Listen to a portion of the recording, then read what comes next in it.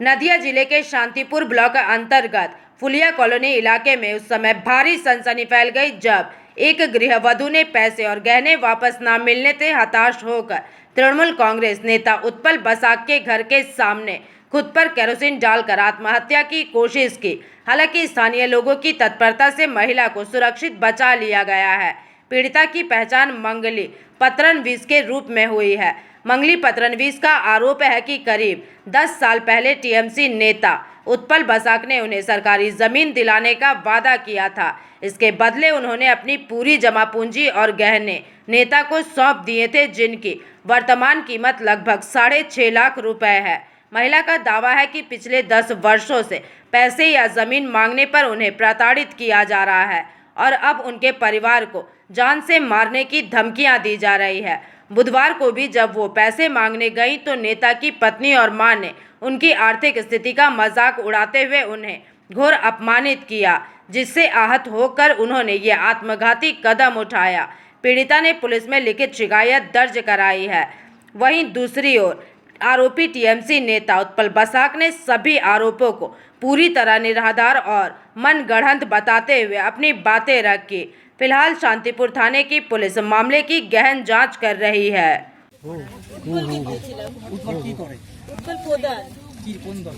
TMC দলের প্রধান মানে তৃণমূল নেতা ছিল। হ্যাঁ, তৃণমূলের নেতা ছিল। মানে কি জন্য দিয়েছিল? আমি টাকা ও আমাকে জায়গা দেবে বলে আমি আজকে টাকা দিয়েছিলাম ওকে। মানে ওর নিজের জায়গা নাকি সরকারি জায়গা? সরকারি জায়গা। আচ্ছা, আপনাকে দেবে বলেছিল? হ্যাঁ হ্যাঁ। কতদিন ধরে এটা চলেছে? এটা 10 বছর হয়ে গেল। এতদিন চেয়েছিলেন টাকা কিংবা হ্যাঁ, জমি? গেছিলাম, চাইতে গেছিলাম। ও বলছে আমাকে 2 মাস 3 মাস 4 মাস এরকম সময় দিচ্ছে। যেতে গেলে উল্টো পাল্টা করে কথা শোনায়। আচ্ছা, তাড়িয়ে দেয়, ভয় দেখায়। কত টাকা?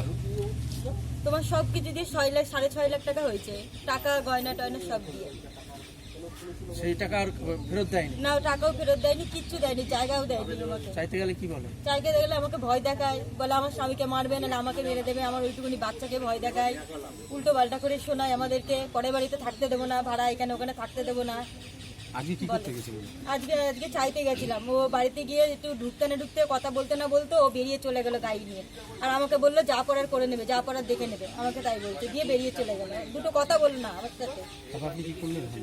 আমি কি করবো, আমার জ্বালাতে আমি কিরাসিন ঢেলে দিয়েছি গায়ে দিয়ে, আগুন জ্বালাতে যাচ্ছিলাম আমি। আত্মহত্যার চেষ্টা করেছিলেন? হ্যাঁ, আমি আত্মহত্যার চেষ্টা করেছি। আমি হঠাৎ এই সিদ্ধান্ত? আমি ওকে যে একবার জিজ্ঞেস করি যে ভাই 10 বছর ধরে তুই টাকা পাস, তুই এখন কেন এসেছিস? তুই এতদিন তুই কোথায় ছিলি? তা ওরা ওসব শুনতে চায় না। 6 লক্ষ টাকা দিতে হবে।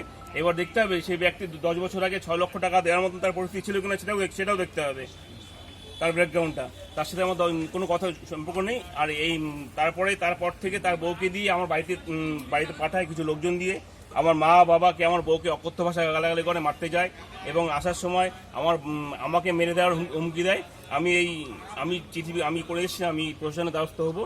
সে যদি দেখাতে পারে, সে যদি প্রমাণ করতে পারে তার থেকে আমি টাকা নিয়েছি, কোনোভাবে স্বাক্ষর করে আমাকে কোনোভাবে আমার টাকা দিয়েছে, আমি আমার ভুল আমি আমি আমি আমার অন্য স্বীকার করবো। আমি এবং আইনিভাবে আমাকে যা শাস্তি দেবে শাস্তি দেবো। সে আবার উল্টো কথা বলছে যে আপনার কাছে বারবার চাইতে গেছিল, আপনি বরং তাকে তার স্বামীকে মেরে দেবো। আমি তো যাইনি তো, আমি তো ওনার বাড়িতে যাইনি। আমি তো আমার বাড়িতে, উনি তো আমার বাড়িতে বারবার করে আসছে।